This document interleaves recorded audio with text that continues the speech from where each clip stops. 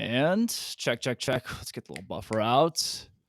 Baylor and TCU. One team hopes to go to the playoff. The other team, by God, the Alamo Bowl will do. This is a crossover edition with Locked On Baylor and Locked On Horned Frogs.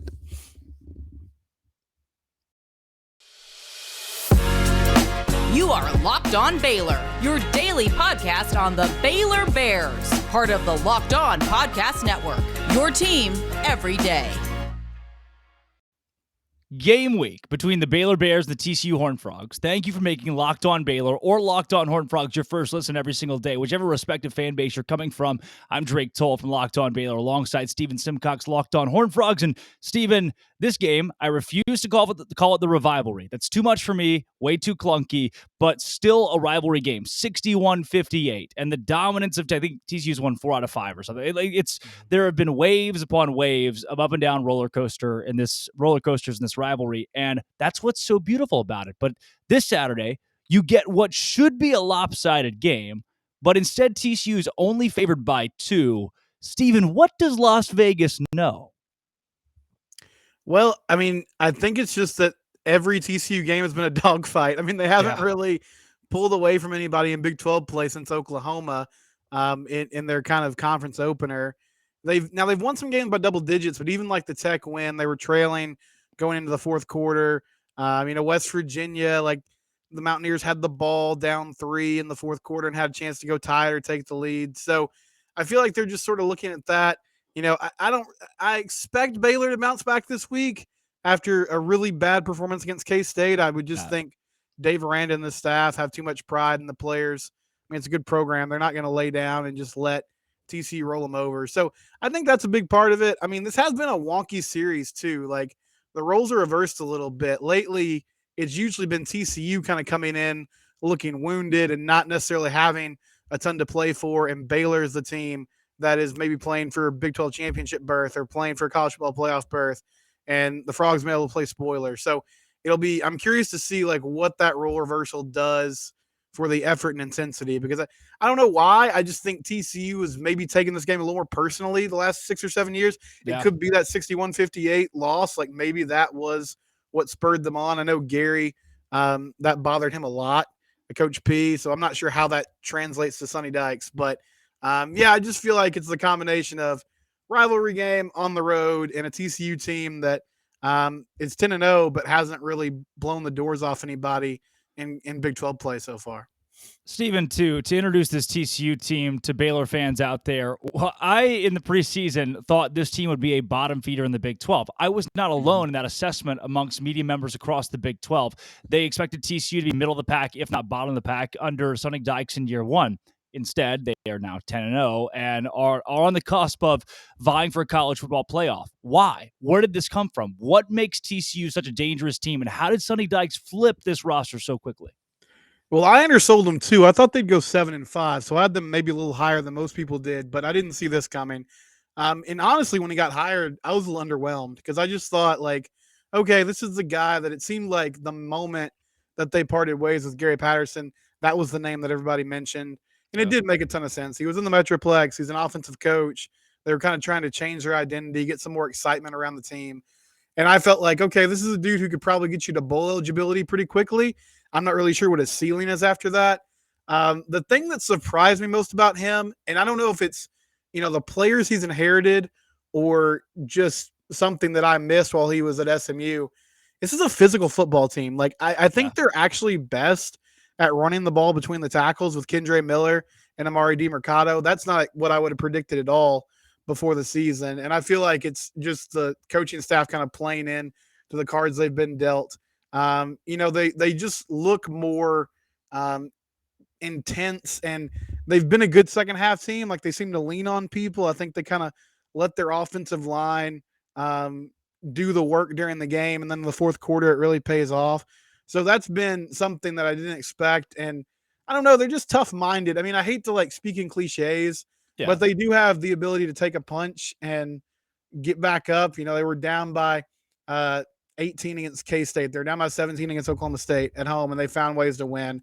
And, they've been in some tough matchups with teams that maybe they were expected to beat by bigger margins, and they still pulled out victories. So That's been the thing that surprised me the most is just kind of some of the intangibles that he's brought there. But I think, he did a good job in the transfer portal. There weren't any names that just like jumped off the page, but guys like Jared Wiley at tight end, they brought in some defensive linemen like Caleb Fox and Timon Mitchell who have filled some roles for him. So they did a nice job of kind of piecing this together. And it was a talented group. I mean, they were still recruiting like in the top 3 or 4 in the Big 12, even when they were putting out mediocre seasons towards the end of the Patterson era. So I think he did inherit a team that was ready to win right now. They got a lot of juniors and seniors. On the flip side, so that's what's made TCU so good. And obviously Max Duggan is now kind of the dark horse Heisman that everybody loves. I myself have raved at Max Duggan for the last 3 or 4 weeks because he's the coach. I'll be the best water boy you've ever had. I'm not transferring, and now has put up a historic season at a university that's known for great quarterbacks, but dating back to slinging Sammy Baugh. You thought I wouldn't bring that one up. Oh, I did. Good reference there. Yeah. So where are the weaknesses? If Baylor's going to win this game, where is TCU going to have to crumble, or what do the Bears exploit? So the offense has slowed down the last couple of weeks, and it seems to be they're really struggling to deal with teams trying to heat up Max Duggan with blitzes. So, you've seen a lot more simulated pressures from Texas Tech and Texas. I think also those two teams just have really good defensive lines, which Baylor is in a similar camp. So I expect Dave Aranda to try to exploit that. TCU's going to have to find a way to deal with it. Now, defensively, I mean, a couple of weeks ago, I would have said that was one of their weaknesses, but they've really tightened that up lately. Yeah. And I don't know if that's just matchup based or this team kind of getting used to what Joe Gillespie is asking them to do. But they played really well against Texas, obviously holding them to 3 points offensively. So I think if Baylor's going to win the game, they're probably making Max uncomfortable in the pocket and, putting this offense behind the chains. And then on the flip side of that, can Blake Shapen and these receivers get on the same page again and get some big plays in the passing game? Because that was something that teams were able to do earlier in the season and hasn't shown up as much lately. But, I mean, I think there's still opportunities there if you can find a way to pick on some guys in the secondary, even though they've kind of gotten healthier as the season's gone along. Steven, Max Duggan is – I remember being in high school and watching Max Duggan. I am now a senior in college and still watching Max Duggan. He's been there forever and has where did this come from? Why is Max Duggan all of a sudden this world beater, 25 plus touchdowns with hardly any turnovers? Right. I mean, it's funny. Like the first couple of years of his career, I think if you were describing him, you would talk about how good he is with his legs and how tough he is and hard-nosed, and you probably wouldn't get to throwing the football until you were pretty far down the list, which is obviously an important thing for a quarterback. I mean, I think his accuracy's improved. This offensive line has gotten better. The big issue offensively, they have some weapons. I feel like Doug Meacham was their play caller the last couple of seasons, he's an air raid guy. Like, that's his background. And then they also had Jerry Kill on staff as like the head coach of the offense. He was an analyst, and he's a Big Ten guy. I mean, like much more old school football, fullback, 2 tight ends, let's run the ball. And so I think they were trying to do a lot of different things on offense, and they weren't doing any of them well.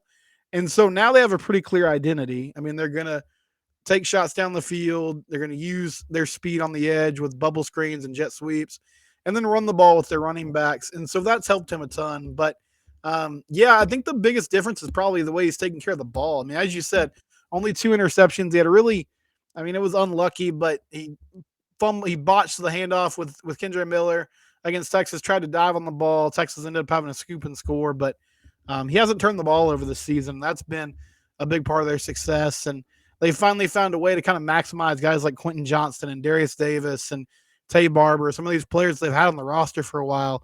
They just haven't found ways to get them the football. So all in all, it's been a great season for him. And it's crazy to think that Chandler Morris won the job out of camp and really only played one half of football before Max stepped in there after he got injured and just never looked back. Steven, last question before we kind of get the TCU questions that those Horned Frog fans will have for Baylor or about Baylor. Hypno-toad ? Yeah, so I mean, if I don't know, you're a little younger, Drake. Did you watch Futurama growing up? Was that part of your I catalog? did watch Futurama growing up. Wasn't allowed to. So, Mom, you're finding out about this now, but I did. Yeah, I wasn't either. That was definitely something on Adult Swim that I probably should have been watching in my room, but I would occasionally turn that on. And so it's originally from that. It's just a random character in an episode. They started doing it at basketball games when other teams were shooting free throws, and then they incorporated it in the football games. At first, it was like when the opposing team was kicking a field goal, and Coach Dykes really liked it. But I don't think people really realized it until it got on a hoodie. Like he wore a hoodie. Yeah. I think it maybe the West Virginia week, that game week, and it just took off on social media. And so now it's become like the unofficial mascot. There's flags. It's sort of like the Angels and the Rally Monkey. So hey, everybody's embracing it. When you're winning games, you just embrace all the goofy and silly traditions. And so Sonny can't do anything wrong. He's 10-0. And so if he likes it, everybody just gets behind it. Works for me. House of Duggan, Hypnotoad, I'll take all of it. It's swagger. And as a college kid, I like swagger. I also like Nugenics. Trust me, Steven is not going anywhere. I just want to tell you about Nugenics. Because right now, look, if you're getting older, your body starts to slow down. As a 21-year-old, I get this. The beer gut is starting to set in. You get the old dad bod thing. The body slowing down is less so. I'm not there yet, but we're getting close. That's why I've already started to look into Nugenics and even Future Health. And right now, if you feel like you can't get in shape, it's not always your fault. As men age, your body naturally loses free testosterone. So when winning felt easy, getting back to that is even easier. The winner's hormone, the man hormone, testosterone, it right now, Nugenics has this Total T, which contains man-boosting key ingredients like testofen, validated in 5 different clinical studies. So right now, get a complimentary bottle of Nugenics Total T when you text college to 231-231. Text now, get a bottle of Nugenics Thermo, their most powerful fat incinerator ever. Key ingredients to help you get back in shape fast, absolutely free. College to 231-231. College to 231-231. Get your complimentary bottle of Nugenics Total T, again, by texting college to 231-231. Steven, what would a frog want to know about a bear? Man, I love these philosophical questions you throw out there. Hypnotoad. I've been around Dave Aranda for far too long, Steven. 2 years is enough. Yeah, you're gonna hit up some children's stories here in a minute that really take us to a different place. Well, so I want to start with this. K-State at home. Sorry, I know it was a tough night. Bad. Terrible. But blackout. I mean, people are revved up for it. Suddenly, this Baylor team seems to be kind of hitting its stride, and it's an opportunity to control their own destiny. Big 12 title game is still on the table. So Drake, what happened? What went wrong against the Wildcats that led to such a lopsided, ending to that game? Baylor, in many ways, is like a MAC team. If you ever watch some Tuesday night MACtion, you're watching the Baylor Bears. Because once a MAC team gets down by 10, 14, that's it. Call it. We're done. And for Baylor, if they get down by 10, 14, they're done. The main reason why is because they found their identity in running the football. Last season with Gary Bohannon at quarterback, they wanted to run the football. They wanted to run it. The more they had to throw, like in the TCU game where it became a shootout, the less Baylor had a chance to win. So what Kansas State did was they forced Baylor to turn the ball over. And the second Baylor turns the ball over, and that equates to points to their opponent, the Bears are going to lose. So what happens in this game, Baylor doesn't force turnovers. They have turnovers forced upon them, and Blake Shapen just doesn't have the confidence or the arm at this point in the juncture to bring a team back. So against K-State, Deuce Vaughn ran all over Baylor.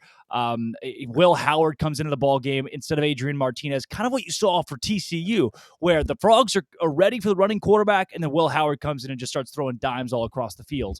Baylor got tore up by that the entire ball game. And once that high-flying, big-powered offense came alive for Kansas State, that was it for Baylor. And from that point on, it was just a let's roll over and not even score a touchdown, which, might I say, Steven, bold call for the Bears, deciding not to score a touchdown and expecting to win. Few have done it. Iowa has. Baylor did not. So you mentioned Blake Shapen, and I remember when he was getting recruited, the word I remember about him was he was more of a baseball guy. And so I was surprised. I heard kind of the rumblings of, hey, this dude might have something. Right. And I kind of blocked it out. But then he goes and wins the job from Gary Bohannon, who was the quarterback of a team that won a Big 12 championship the year before. Yeah.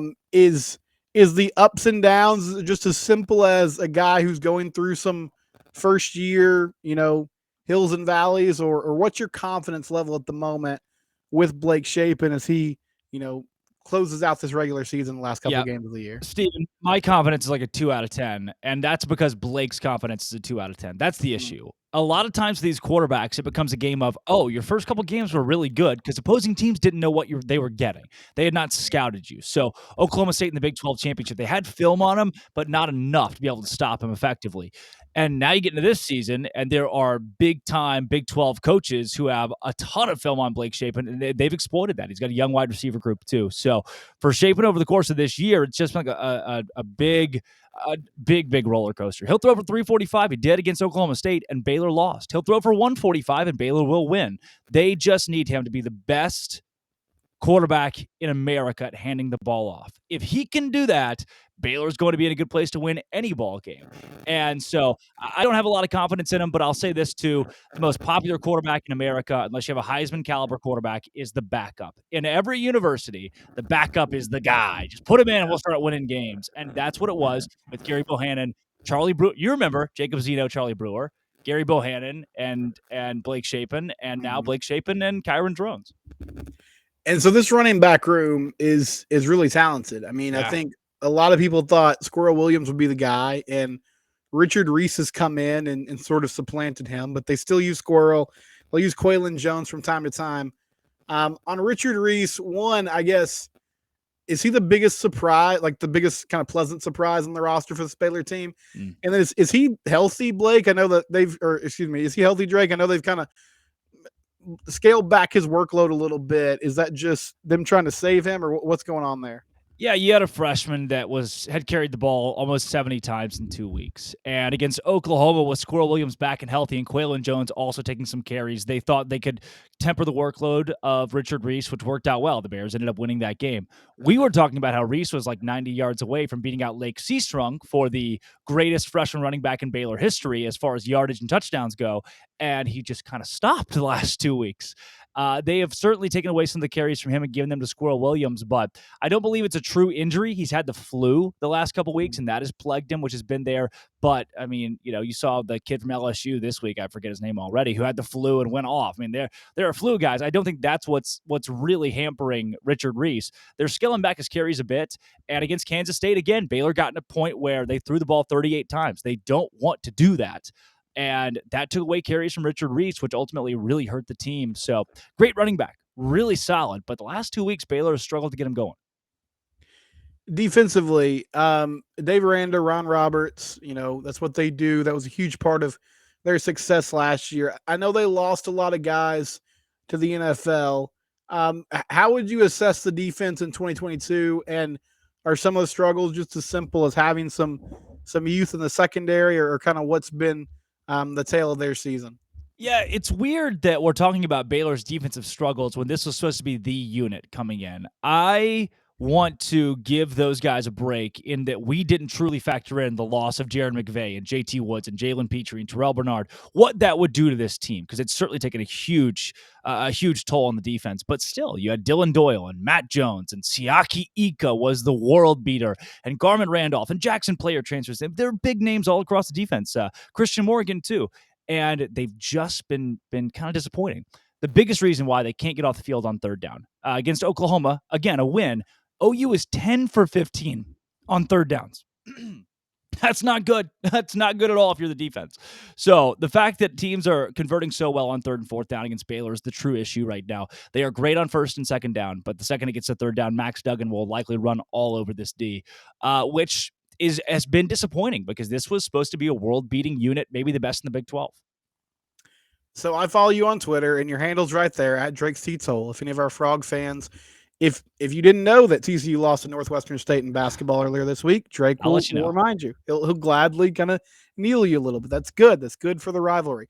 But I've seen that you have kind of a quiet confidence, or maybe just this idea of like, hey, Baylor's got nothing to lose this week. Let's lay it all out there. Let's have fun. So if the Bears get it done, if they pull off this upset, which by the Vegas spread is not much of an upset, Right. what has to happen for Baylor to bounce back and win this football game? Steven, I'm going to answer that because it's a perfect segue into segment 3. But Ooh. first, I'm going to tell everybody about BetOnline. And you're going to help me too, I'm sure. Because, Steven, you know BetOnline better than anybody else. BetOnline's the best. Oh, yeah. Everybody wants to make money, Drake. And it's the best place to wager on all your games and your sports needs. All the sports needs, podcasts are there, live lines are there, live betting is there. You can go and do like little casino games and stuff, which, speaking of, my fraternity brothers all went to the casino last night. They went to WinStar last night. When in college, right? Wednesday night. Hey, you guys want to go to the casino? And you just drive 3 hours to the casino. Not myself. I am sane. So I've been podcasting and doing homework. But BetOnline, even better. It's like a casino, but on your couch. BetOnline.net. Go there today. Check it out on your mobile device as well. That interface is wonderful to even look at, and check out lines at BetOnline.net. Steven, if Baylor's going to win this game, I have no idea. There has to be like a miracle has to happen, but not that far-fetched of a miracle, because history would tell us some interesting things. There have been 2 Big 12 teams in the last decade to start 10-0. 2012 Kansas State, 2015 Oklahoma State. Oddly enough, both of those teams played their 11th game against the Baylor Bears. Kansas State got blown out in Waco to drop to 10-1. In 2015, Oklahoma State lost 45-35 at home to Baylor to drop to 10-1, and now it's TCU who comes in at 10-0 to Waco. The last team to go 9-0 in the Big 12. May I present to you the 2021 Oklahoma Sooners? They lost to the Baylor Bears 27-14 in Waco last season when Baylor rushed the field twice. Something about this Baylor team, even when they're not good, they find a way to knock off really solid teams and just ruin their season, because that's like the character. Once Baylor gives up, stops caring about Big 12 championship or big-time bowl game, they play so much more loose. They trip these teams up that have high aspirations. And what I said on a podcast earlier this week, Baylor players right now, there's no pressure. Why? I present Baylor players the Alamo Bowl, the Texas Bowl, the Liberty Bowl, the Meineke Car Care Bowl, and the Arizona Cactus Bowl. Steven, 2 of those bowls don't exist. If I was to give those 5 bowls to a player and be like, which one do you want to go to? They'd be like, I don't care. Yeah. TCU, on the other hand, they are like college football playoffs right there, Big 12 championship. And I think that gives Baylor like this calm, confident edge. And Vegas thinks so too, obviously. No, I see the point you're here. I'm nervous about this game, and I don't think it's just because I have a lot of Baylor people in my life who would give me heck if they lost, or if TCU lost, namely my mom. But at the same time, I think this TCU team, they've been battle tested. I feel like this would be a close game. I wouldn't be surprised if the Bears come out motivated. Maybe they do throw the kitchen sink out there, trying to get the taste out of their mouth from last week. I feel like ultimately, though, TCU will follow the script they have all year. That physicality, that O-line, that running game will take over at the end. I think TCU covers. I'll say they win by 7 in Waco and get to 11-0. Drake, I know how you feel, but give us your official prediction for big noon kickoff in Waco on Saturday.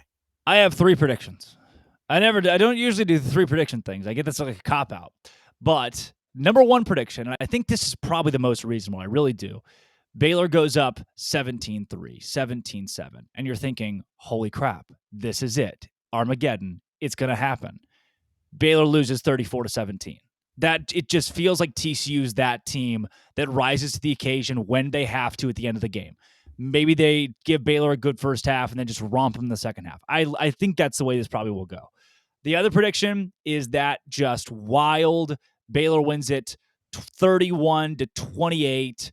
TCU's got a last drive to go win it, and Max Duggan gets them to the 2-yard line, and Baylor does something wild and gets a big play to end it. That is like the Vegas has TCU favored by 2. That's what this feels like from just that calm confidence standpoint. And then I think the most reasonable, if you are an intelligent human being, you think this is the truth, TCU wins 45-10. Like, that's just what should happen on Saturday. I, though, am going to side with option number 1. I think Baylor jumps out to a big lead, ends up probably losing this game by 10. If I'm going to be an actual objective sports journalist here, I am going to go like 31-21. TCU ends up winning this game, 31-24 in that range. I just think the Frogs they're too good in the end. They're too clutch in the end. If TCU is going to lose a game down the stretch, it's going to be in Arlington to likely Kansas State. Not this week in Waco, but if it happens, me and your mother will be. We will dog you all day because I really do believe that they have nothing. They have nothing to play for but to beat TCU, and that's gonna behoove them. You also make a lot of Tennessee fans happy too. So a lot at stake for Baylor folks this weekend. And Fox, look, big noon kickoffs coming to Waco, which it's like not now, please. Read the room. We don't need Baylor just lost 31-3. Us Baylor people, we don't need the whole big noon kickoff thing. And they're not even bringing Gus Johnson and Joel Klatt. They were like, oh yeah, you can have big noon kickoff. You just don't get the best part of big noon kickoff. Is this a Brando game? No, it's a Brock Heward game, with whoever Heward does it with. What is the whole deal with Tim Brando? Brando was like Brando might do the Super Bowl, and I just Fox Sports 1 now. I see him on the most random games. I'm like, is that Tim Brando in this FCS game? Hey, Tim, legendary. I don't think it's a Brando game. Although you guys have had plenty of game days and big noons this season. Is that the TCU fans get excited about that anymore, or is this just what every week is like? Well, they keep doing it on the road. That's the thing. Now, big noon kickoff did come to Fort Worth. But yeah, it's cool. It's great exposure for the program. We have a coach that believes in talking to the media now, so that's like a complete 180 from Comrade Patterson, who really kept things close to the vest. But Gary did an outstanding job, and good luck in Austin, buddy. Does Sonny Dykes play the guitar? No, he doesn't. Oh man, you had me there for a second. That hesitation, I was ready. I had to think about it, but no, he could not shred with Coach P. Oh, dude, that was the best content.